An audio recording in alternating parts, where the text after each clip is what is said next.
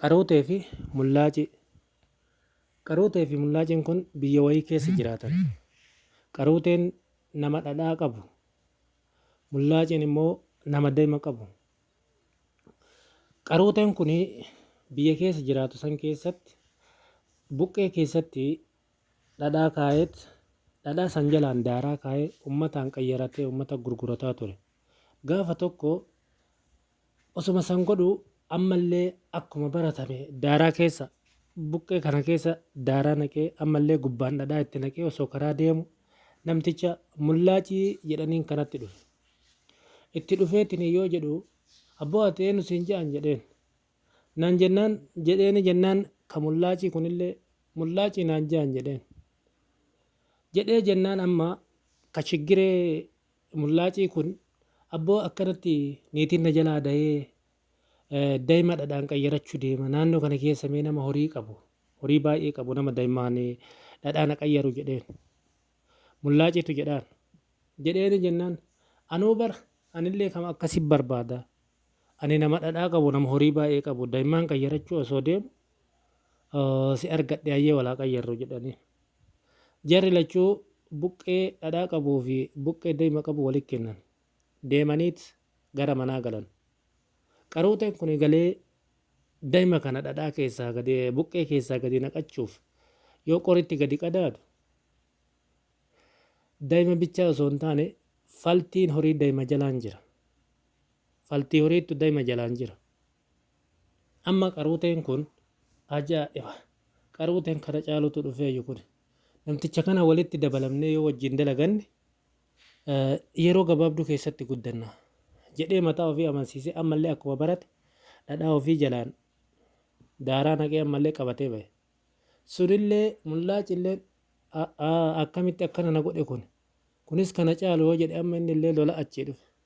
Yoo dhufee jedhe karatti walitti dhufanii yaadhamaa maaf akkas na goote amma anillee qaruute attis mullaaci nu lamaan wal taane yoo ka dalagannu taate yeroo gabaabduu keessatti guddannee duroomna jedhanii walii galan.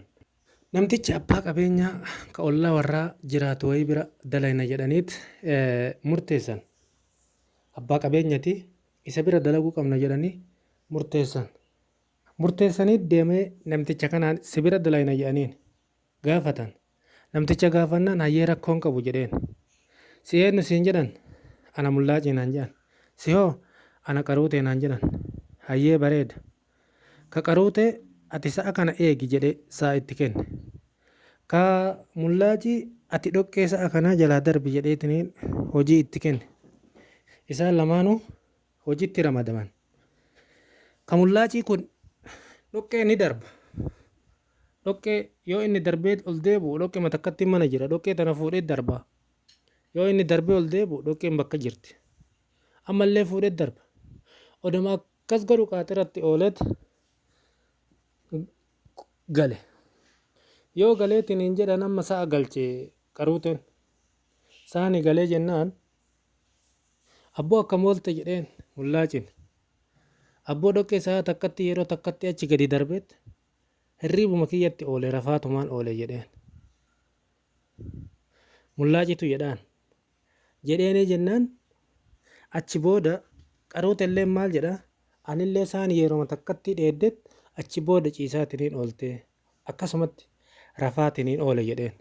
Haay hojiin teena tun nuu taatee jirti mee har'a walaa qayyarru jedhaniin galgala walii galan. Ganama aduun bariite jennaan qaruuteen gara dhoqqeetitti hafee mullaaciin sa'a bobbaasutti ka'e. Kaasee bobbaase. Sana booda qaruuteellee dhoqqee hin darba dhoqqeen achumatti deebite. Dhoqqee hin darba dhoqqeen achumatti deebite. Mullaacillee saani gaara keessa danqaraa keessa luqqa'anii oole. Achi booda amma mullaaciin kun maalirra oolte akkami oolte jennaan abboo akka itti oole qabu na gaafattaa. Sa'attiin gaara keessa luqqa'anaan oolte. Anillee dhoqqee darbaa oola achumatti natti deebiti. Hojiin tun nuun taane jedhanii murteessan. Achi booda namtichaan dura yoo jara wannoo godhu qodaa wayii keessa mallaqatu jira. Mallaqa kana hin fuudhinaa mallaqni sun amaanaa namaati jedhee itti hime itti argisiise.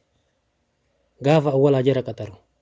Amma as deebi'anii kalas walii galanii mallaqa namtichaa kana fudhannee asii deemnu malee dalagaan kun nuun taane jedhanit maarree hayyee homaa rakkoon qabu walii galanit hayyee mullaaciin awwala ati fudhadhuuti waan siifi warra kee ga'ullee fudhadhu achi ka'ee an fudhadhaa jedheen qaruuteen.